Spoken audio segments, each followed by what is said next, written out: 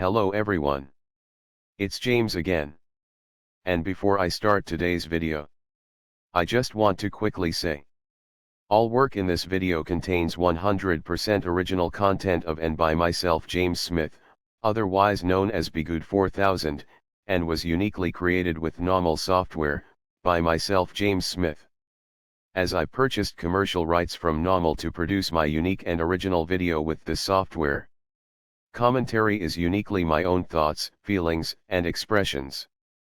Now that I have that out of the way, I do hope your day is going better than fantastic. And you are working in positive ways to improving your life. Along with learning the red flags of the narcissist. And developing boundaries so you can avoid getting ensnared by them. And again, I want to thank all of you for supporting this channel and being a part of its growth.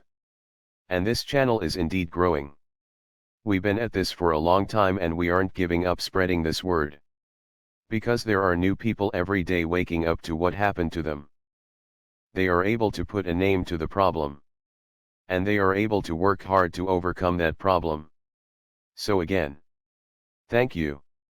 Thank you. Thank you. With that said, let's get on with today's topic. The narcissist will use gaslighting to turn you into a chronic confessor. And pretty much most narcissists do this. And it can happen no matter if you were raised in a home with a narcissist parent or not. Meaning a boss you work for can do this to you. A person you are dating and or married to can do this to you. And a so-called friend can do this to you. However, it can be even more so powerful if you were raised in this way. Because by the time you get to these other people, you are sadly trained without knowing you were trained to behave this way. So what is it? And what do these narcissists do? You see, when a newness of a young son or daughter wears off for the narcissist parent. And this son or daughter, they are learning how to speak and they are developing their own personalities.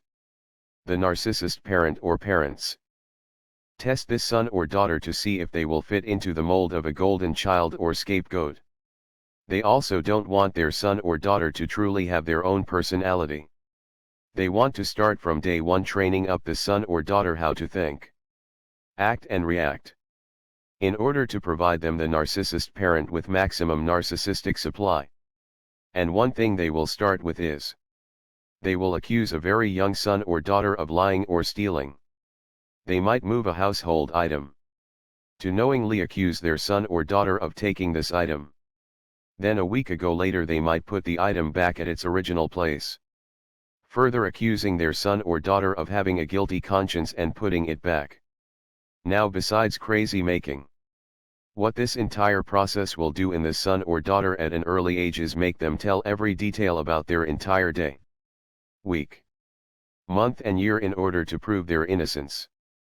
That they didn't take this item. And when this is done enough to this person, gaslighting won't be needed. They will just freely spew all details about everything they are doing and involved in and much more. Because they were trained to be this way.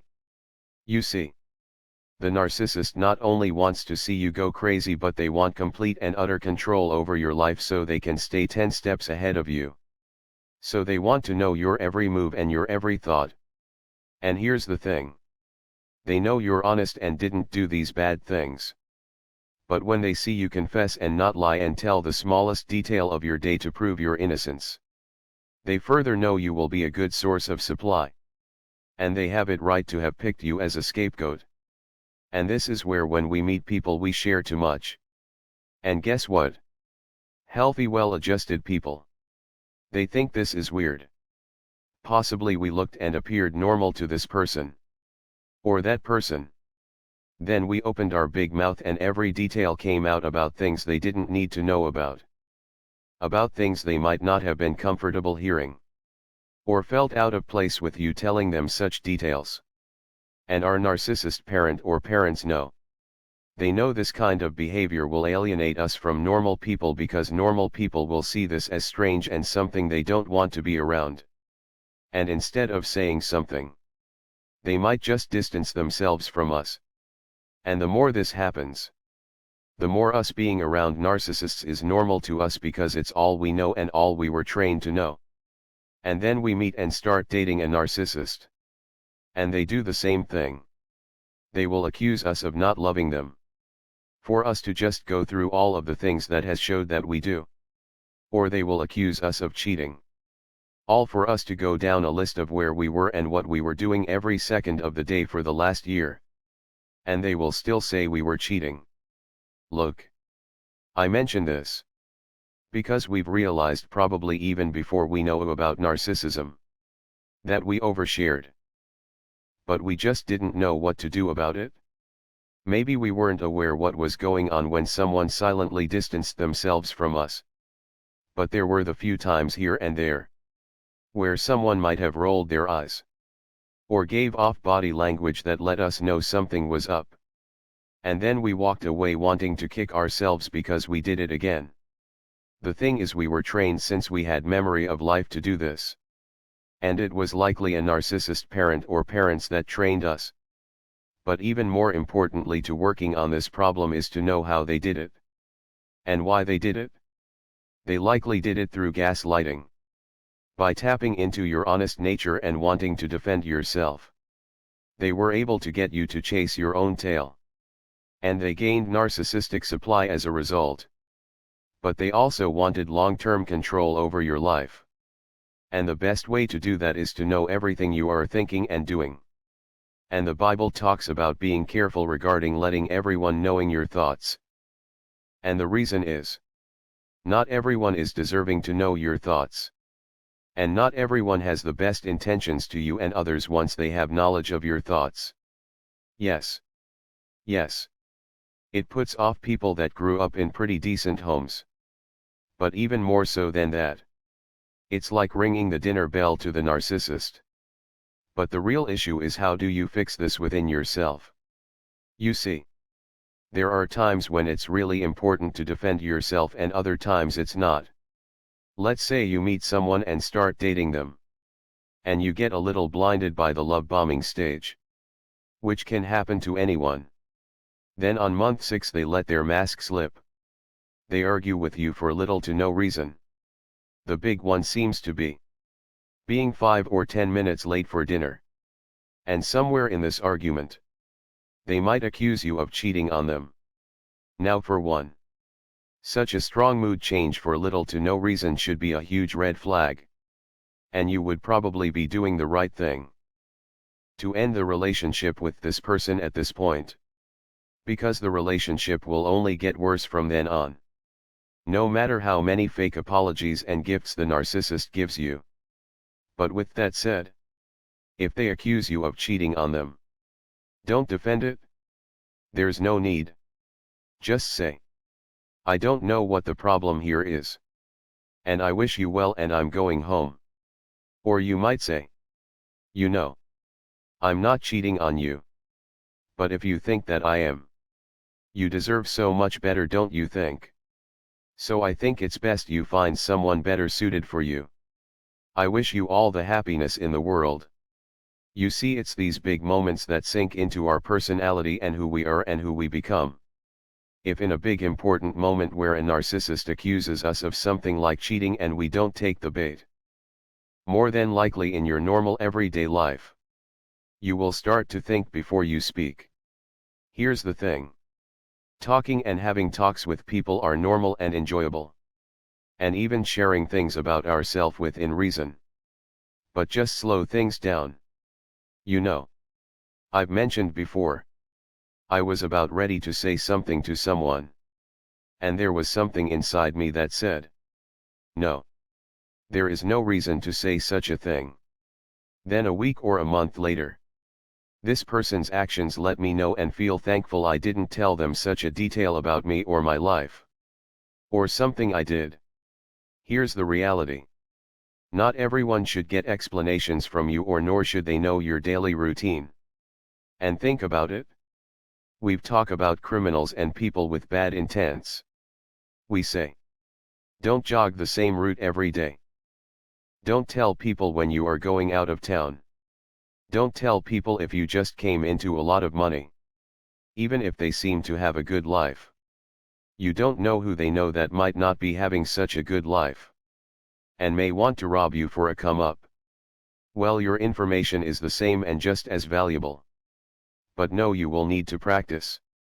And I will say this. Maybe in your next few interactions, purposely try to slow things down. Observe. Listen. Watch. And yes, speak. But make sure you are adding value. The other thing is to know. You might get it wrong several times before you get it right. And the reason why is you were trained to be this way. And when you realize that, you can start to slow things down when someone not only tries this tactic with you, but also with others. You may notice how your boss or one of your co-workers accuses another co-worker of doing something not within policy at work. And then you watch how this person just goes through step by step trying to prove their innocence. Now, work can be tricky. This is why I say, always have a good paper trail. So you can say, you know, that's not true. I would be happy to go over the details with you if you would like. Please let me know so I can provide my documents. Then ask them to go over your documents with you with a witness there. And ask them to point out the errors. Make them do the work. In a very nice and polite way. But make them do the work nonetheless. But you might see this happen to a coworker. And you are slowing this down and saying to yourself, oh wow. This is what this looks like. So you don't react in the same way if and when it happens to you. And again, practice makes better. Not perfect but better. And knowing the hows and whys is important to self-healing. Because we now can see. This was done to us. It was done for controlling and cruel purposes. And so we wouldn't be able to get ahead in life. Well, sorry to say. Those days are over. We are now going to get ahead. We are now seeing the red flags. And we are no longer going to feed you narcissistic supply. And it's my goal that as many people that can hear this message can hear this message. It means that much to me.